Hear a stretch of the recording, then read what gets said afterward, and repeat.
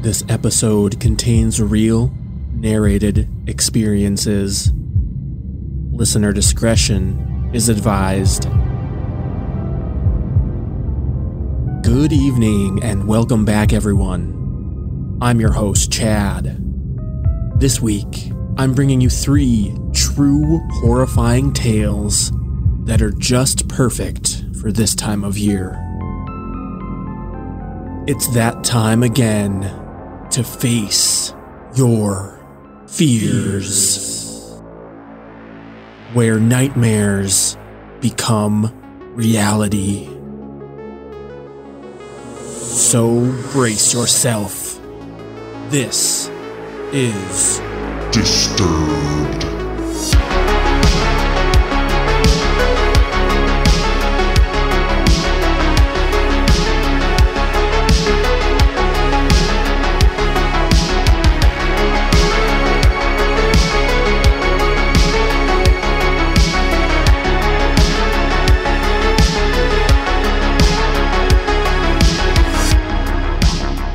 Recently, we've had an influx of new listeners.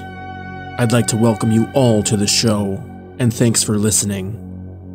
And one quick reminder, if you have a truly disturbing story or encounter of your own that you'd like to share with the podcast, you can submit it in one of 2 ways. First, good old-fashioned email, disturbedpod20@gmail.com. That's disturbedpod, pod20@gmail.com. We're looking for well-written, true encounters. We also just created our own subreddit, so go find us over on Reddit at Disturbed Podcast. Submit your story there, and it will automatically be taken into consideration for the podcast. Again, well-written and constructed stories are preferred. Now, let's get into it.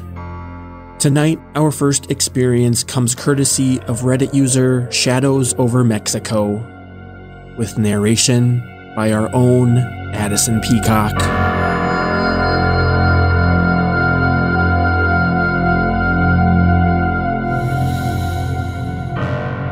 After binging about 12 hours straight of YouTube readings of this subreddit has my mind in a dark place, though I can't entirely blame it.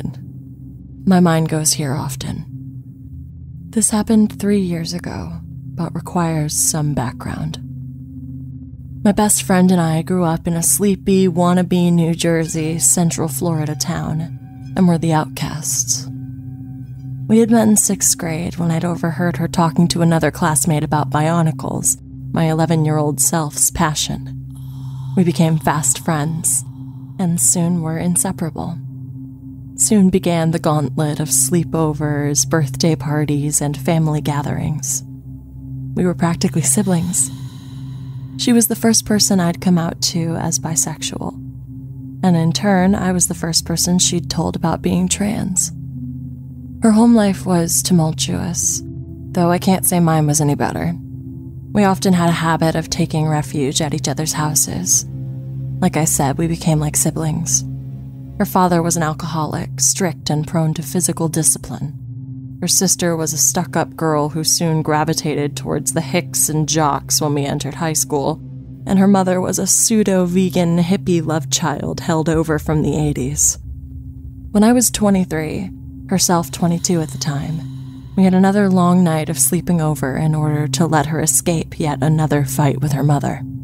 She had recently lost her job at Walmart, and I was going into my first shift at Taco Bell the next day. On the drive home the next morning, she excitedly told me that since she now had her own vehicle, she would be applying at pizza places that were in need of a driver. I was proud. It was the first time she'd hunted for a job on her own, as I'd usually been the one to coax her to apply where I was working. Not that she ever lasted very long. My first training day goes by quite well. My coworkers are friendly and try to get me to talk more.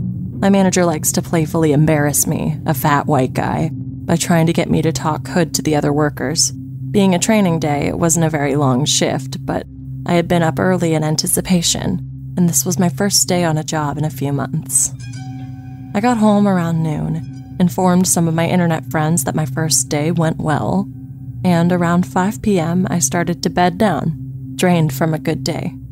As I'm preparing to lay in my bed, I get a Steam message, her lamenting another fight with her mother, and asking if she could come over. Now, I had started to grow a bit weary of the fights on their end.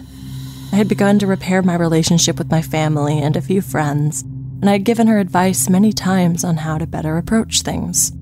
In my infinite wisdom and eagerness to sleep, I left the message on read and drift off into slumber. Around 8 p.m., I'm awakened by her bursting into my room in a panic. Having just been ripped from a dream, I am groggy and disoriented. I drag myself to the bathroom to relieve my bladder and come back to my room to find her rocking back and forth on my bed. It is at this time I notice she is covered in blood. So I ask what happened. She informs me that she just saw someone murder her mother with a knife. My mind goes blank. In the deepest parts of my mind, alarm bells start ringing. Isn't the rocking back and forth a little overdramatic? Why didn't she call the police? But this is my best friend. I've known her for over a decade, and we were the only two people in the world we could count on. I suppress it and go inform my sister and stepfather. My mother had passed the year prior, and it was roughly a month to the anniversary of her death. We were all in a dark place, antisocial as always. It was the only way we knew how to handle emotional issues. When I inform my family, they immediately go to the same place as I had, though they are far more vocal about it. I offer excuses I knew myself were flimsy and return to the room, phone in hand. I convinced her to call the police, and I can hear her explain the details over the phone. A man in a black ski mask. When the cops arrive, she swears up and down that it's most likely her father. They send cars over to check the crime scene and take her in for a statement. I ride with her in the back of the cop car over to the sheriff's office. It gets to be around 2 a.m. Her sister was brought in, as was her father. I have work the next morning and request to be taken home by a police officer. It takes me a while to go to sleep that morning. The next day at work, I'm quiet until my manager asks me what has happened. I inform him, but decide to work the rest of my training shift. When I get home, my sister informs me. She had confessed. Her mother threatened to kick her out for not being able to find a job, and in a rage, she had taken a kitchen knife and stabbed her repeatedly. My mind froze like a bad computer, and I turned to face my monitor.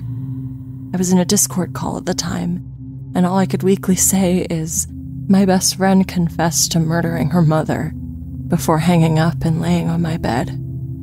Her trial was the 7th of this month. I don't know the results, though my grandmother tells me she took a plea deal for life in prison rather than the death penalty. Part of me wants to contest that, to demand that they take the death penalty for ridding the earth of such a peaceful and caring woman's shadow. A larger part of me is just glad she's being punished. Natalie, you were my best friend, my sister, and my platonic soulmate. But please, let's never meet again.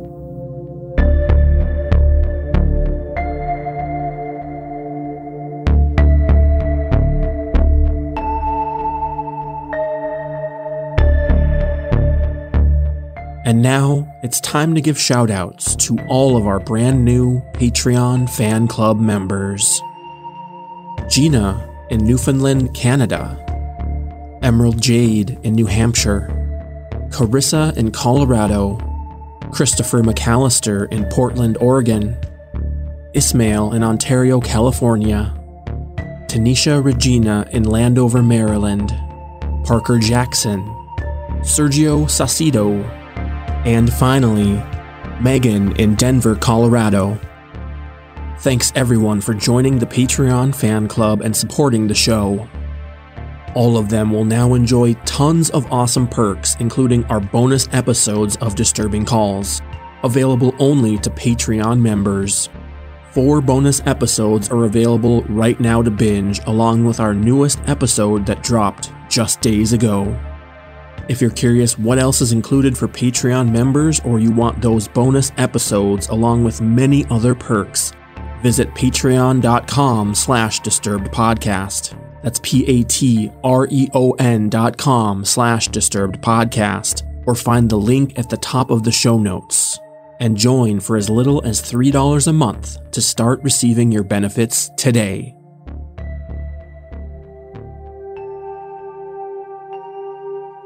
Now, our next story teaches us that you can never fully know someone.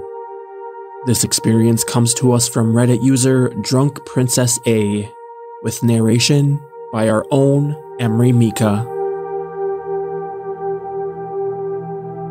When I was 15 years old and just got into junior year, I created my first Twitter account that I deleted because of this story. For some information, I didn't tell anyone my username, neither my family nor my friends, because I didn't have any. My profile picture was an avatar, so no pictures of me on the account. And as location, I said Paris because I was living in the suburbs. I didn't have many followers, 20 or 30, and didn't follow that many people, so my timeline was not really interesting.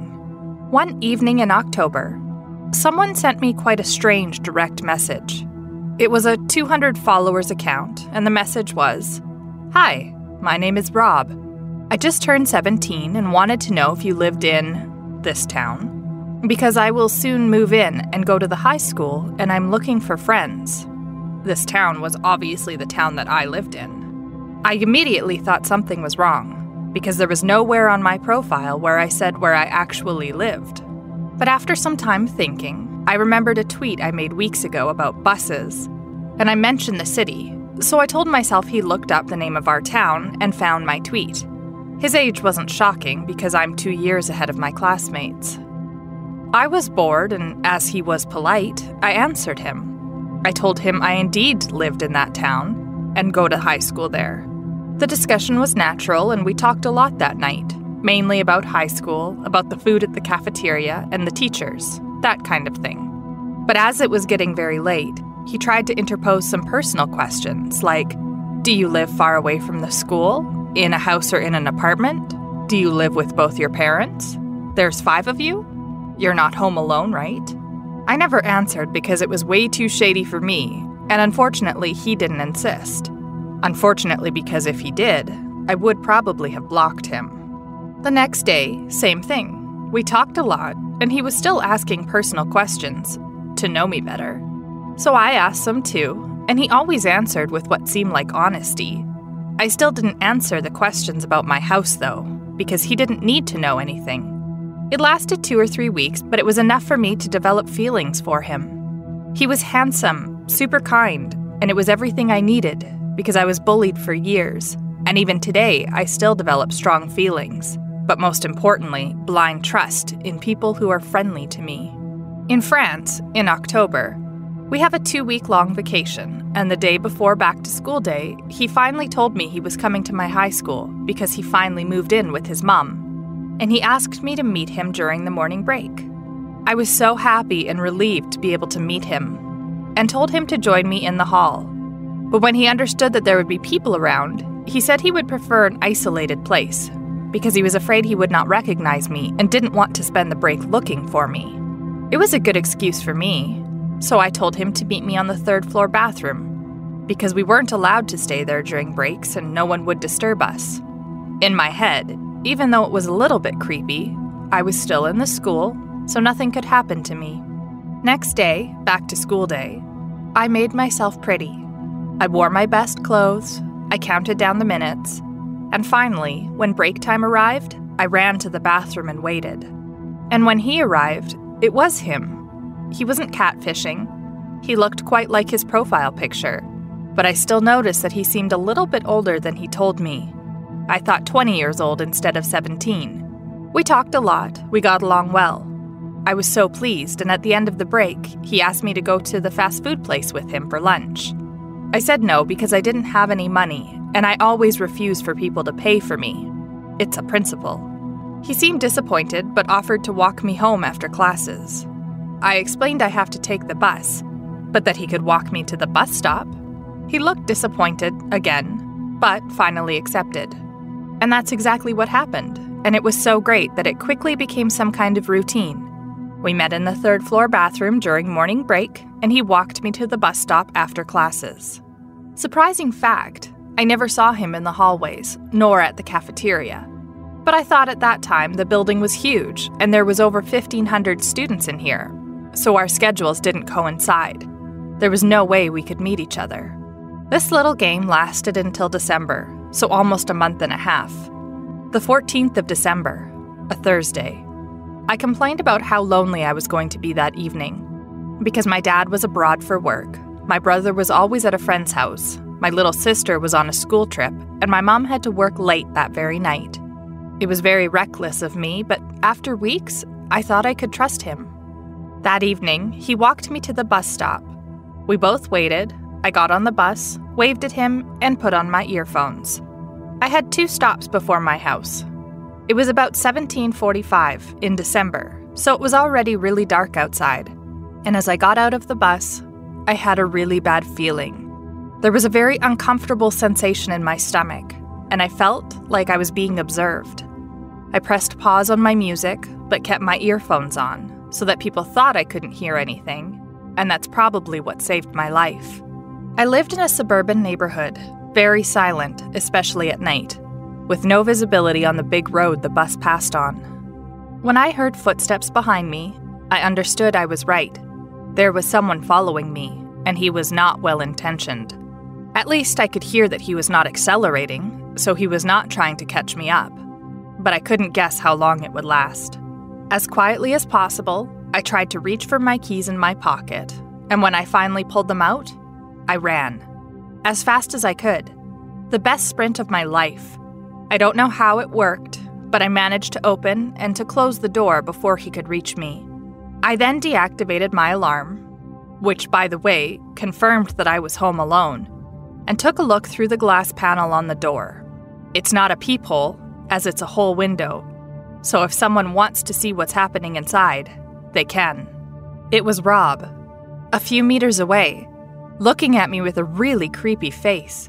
He followed me to my home, probably with a car, and he was clearly not here for chit-chat.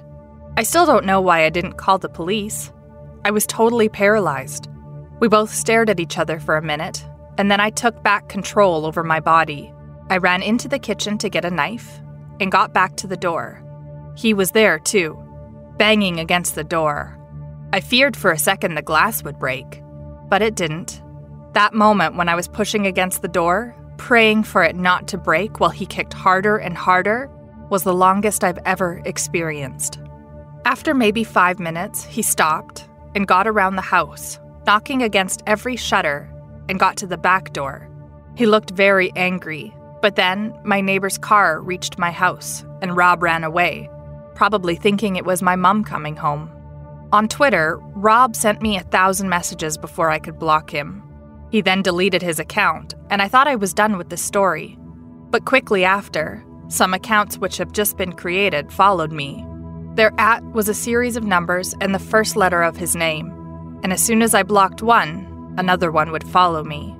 I chose to delete my account because I couldn't make it stop, and it was too hard to endure, because they were sending me dozens of insulting DMs. Later, I talked to the people who were supposed to be Rob's classmates, because I haven't met him again in days, but not a single one ever heard of a Rob. This guy was never a student in my high school. That is why I've never met him apart from our daily meetings, and that's probably why he seems so old. I never heard about him anymore, and I'm still asking myself what he wanted, and what could have happened that night. So Rob, let's never meet again.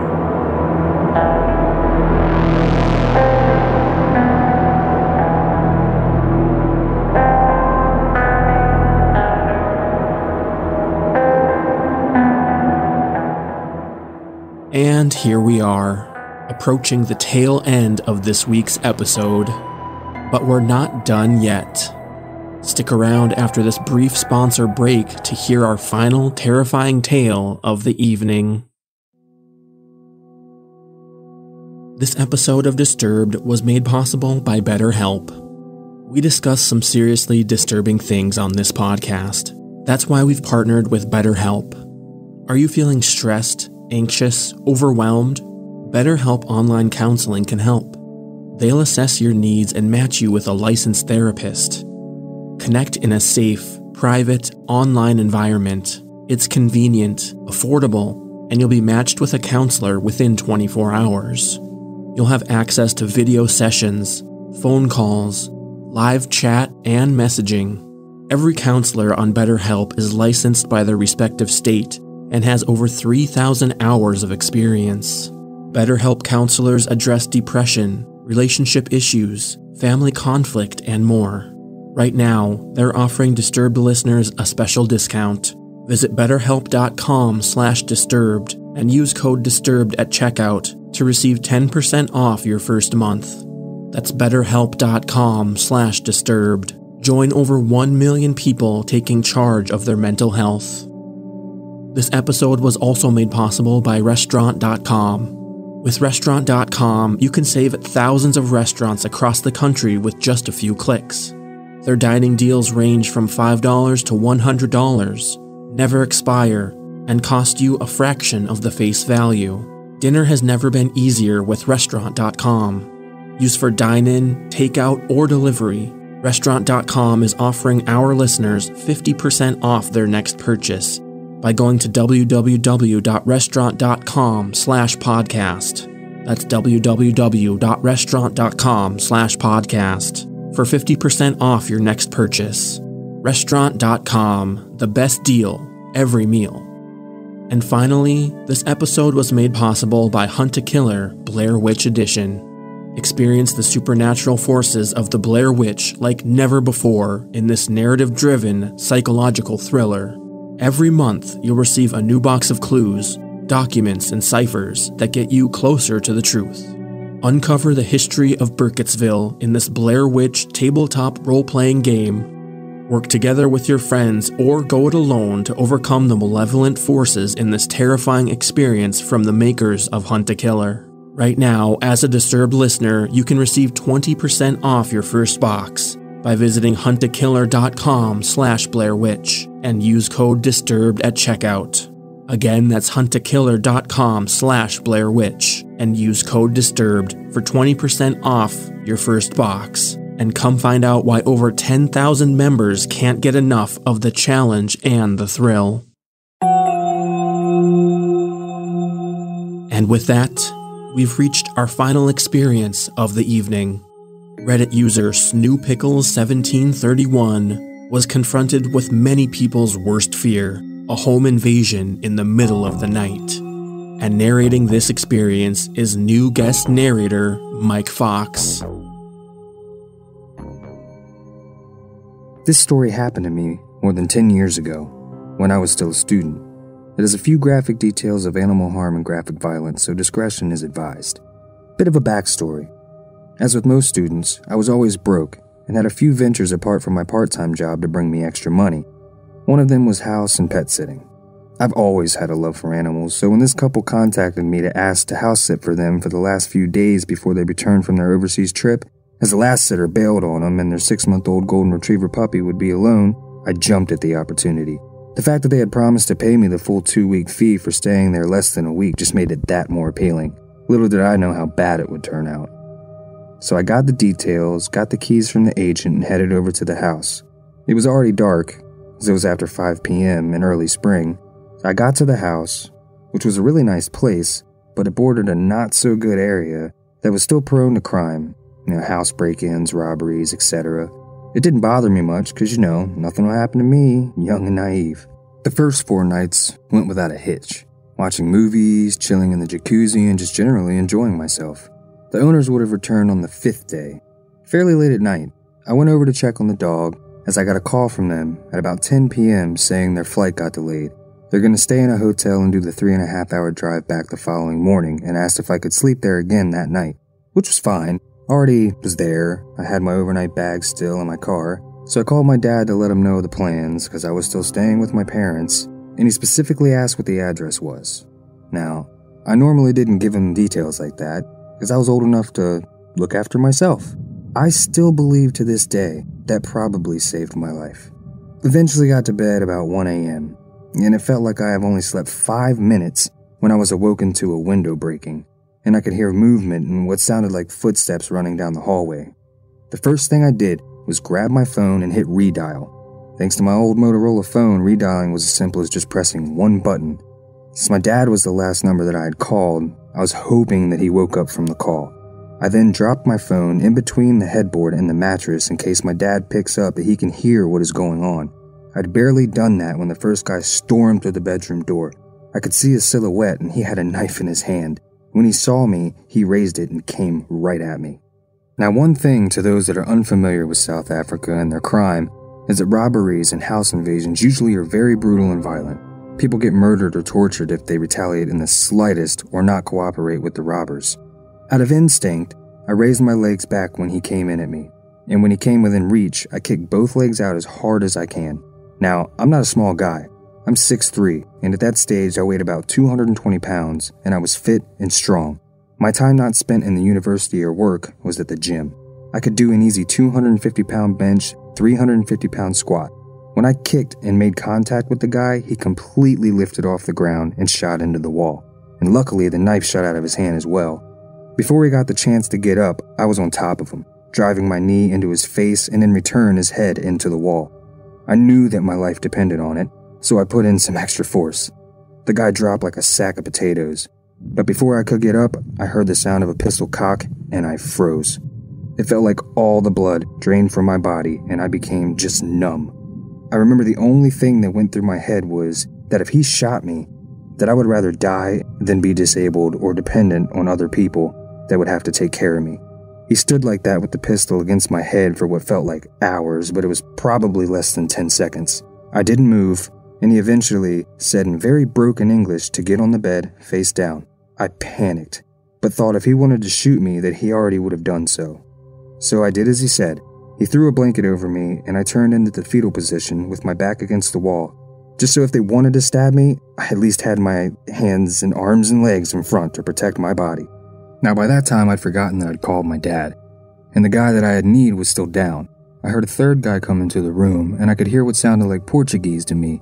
I couldn't understand what they said, but I recognized it as we used to go to Mozambique on holiday a lot, and that's the main language they spoke there.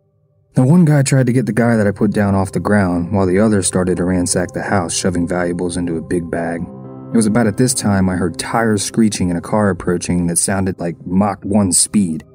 The car skidded to a halt right in front of the gate. I heard someone scream, and it was my dad. The three inside the house panicked and ran out the back door, and I tried to jump the fence. My dad opened fire, shooting in their general direction. Now I know my dad missed it on purpose because if he wanted to shoot them, he would, as he was not one of but the best shots that I know. And I'm not just saying that because he's my dad. He's an ex-Army Special Forces, represented SA in the Clay Pigeon World Championships a couple of years, has various regional pistol and rifle championship titles, and is a gunsmith by occupation. I've seen him hit golf balls at 50 meters with his pistol. Politics and the racial situation in the country would have had him in big trouble had he hit one of them. I grabbed the house keys and pressed the gate remote, and my dad called the police while he came in. I met him at the front door, and we walked out to the car to wait there for the police. It took them over an hour to get there, some excuse of no vehicle available. By that time, I had calmed down, started to look for the dog. I couldn't find her anywhere. I grabbed a flashlight from my dad and started scanning the surrounding yard. As I got to the corner, I could see her laying on the ground. I got to her and saw that she was dead. Later autopsies revealed she was poisoned, and the police found pieces of meat laced with poison near the fence. Poisoning is pretty standard practice in my country for dealing with dogs at a house or area that is targeted for a break-in or robbery. I was fuming and so sad. The police were also pretty useless and had a don't give a shit attitude and barely took our statements. By that time it was starting to get light and I retrieved my bag, phone, and locked the house as good as I could without touching anything. I drove behind my dad. Only when I got home I got the story from my dad's side. He said he answered my call, heard the shouting, what sounded like it was just fighting going on, and when I didn't respond, he flew out of the house and raced over. Now luckily, he asked me for the address the previous night, and he knows the area well to know exactly which house it is. Now, my dad got there pretty quickly, and he said he stayed online the whole time, only hanging up when he stopped at the gate. My parents' house is about 6 miles from there, through a residential area. It's normally about a 20-minute drive, and the call duration was 7 minutes and 13 seconds. I met the detective there later that day, gave my statement, they took fingerprints, etc., and the owners got back at about that same time. The rest of the day was a blur as I came down from the shock and adrenaline. Now that's not where the story ends. About 7 or 8 months later, I got a call from the detective telling me they caught the guys and I must come in to do a lineup and point them out. I specifically told her that I didn't see any of their faces as it was dark, and after the guy held a gun against my head, I was under a blanket and didn't see anything. She assured me that they caught them on fingerprints and will show them to me beforehand, which might not be the ethically correct way to do it, but they wanted to have as much evidence as possible against them. You'll understand why in a minute.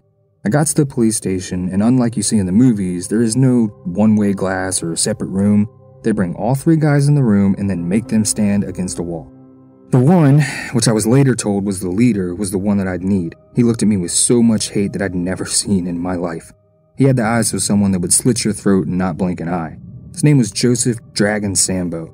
He put his hand up to his neck and made that slit my throat gesture. You know which one I mean. He left the room, and the detective gave me a copy of his rap sheet. Amongst others, 4 counts of murder, I think 8 or 9 attempted murder, multiple assault, aggravated assault, and over 100 house break-ins and robberies, and rape. I was shocked. The detective told me that had I not taken him out first that night, I would have definitely not gotten away so lightly. Now this is also not where the story ends. 3 days later, I got another call from the detective saying that I should be careful as he had escaped from custody and they have not caught him yet. I wasn't worried too much as the robbery wasn't at my house and I'd changed cars, so he probably couldn't find me. Also, I got my firearm license and carried my pistol on me 24/7. I didn't hear anything after that until about 2 years later when I saw the detective in the grocery shop. We started talking about the case and she told me that he was killed during a home invasion. He broke into the wrong house and the owner was waiting for him, pistol in hand. Shot him once in the stomach and once in the neck. And thanks to the slow response time of emergency services and police, he bled out on the guy's living room floor, ridding society of that piece of human garbage. I want to add a bit of info to this. All 3 that were caught were Mozambican nationals, undocumented and no fingerprints or ID in the system, essentially illegal immigrants. And it's of opinion in South Africa that more than 70% of all violent crime is done by illegal immigrants, mainly Mozambican, Zimbabwean, and Nigerian descent. It makes it fairly easy because none of those countries have extradition to South Africa, so it gets too hot, they just flee back over the border and nothing can be done to them. This whole ordeal has made me more vigilant, heightened my situational awareness, and made me a little paranoid to double and triple check all doors and locks, etc. Thanks to my heightened situational awareness has also allowed me to remove myself from a few potential dangerous situations in years after the incident, but it has also robbed me of my peace of mind. I've since migrated to a safer country, but I will still sometimes wake up at night if I hear a noise. So to keep up with tradition, Joseph, we will never meet again, as you have passed. But to his cronies or anyone else that wants to try something similar, please do pay me a visit. I will arrange your swift departure and reunion with Joseph in hell. Oh, and Joseph, I hope you died in agony for poisoning Daisy.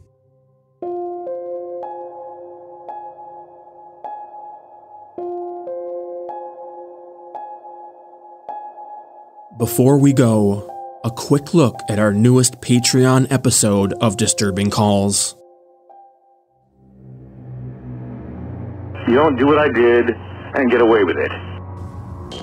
Oh my God. She's in rough shape, please. There's a man in my house right now. I committed a double homicide. I'm gonna go to jail though. I did this. Put your hands up right now! I'm trying to help her! You got your hands up! Shoot me. People are dead. They're not moving around. I just heard a really loud noise. I think it was gunfire. Are they alive at this point? I don't think so. I shot them multiple times. Hello? Hello? Is this Christopher? No. Christopher's dead. This 4th installment of Disturbing Calls is available exclusively to Patreon fan club members right now. If you want access to these bonus episodes plus much more, join us on Patreon at patreon.com/disturbedpodcast. That's patreon.com/disturbedpodcast. You won't want to miss it.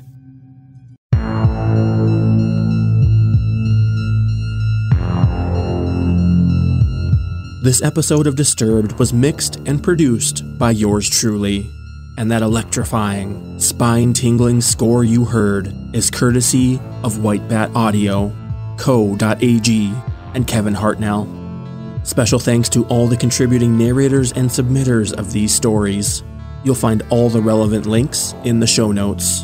And don't forget to submit your own story by emailing disturbedpod20@gmail.com or through our subreddit, Disturbed Podcast. Thanks for listening. We'll be back next week with a very special Halloween episode. And stay safe out there, y'all.